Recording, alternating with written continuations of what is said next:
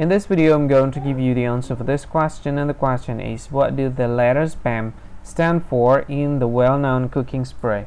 Now I'll give you the answer for this question, and the correct answer for the question is product of Arthur Meyerhoff. What is the answer for the question?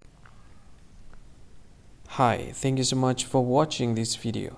If you find this video is very useful, you can help this channel to grow by subscribing this channel. Click this subscribe button and don't forget to like this video. And if you find this video is not really good, or you don't really like this video, or you kind of feel that it's a little bit offensive or something like that, you can click this one, dislike button. You can do that anyway. And if you want to share this video with your friend, you can share it by clicking this share button, and you can share it to any social media that you wish that is currently available at this time, like Facebook, Twitter, LinkedIn, and many others. Right?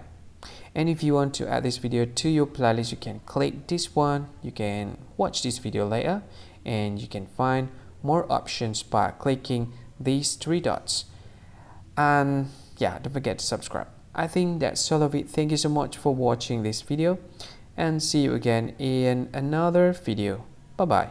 See you again.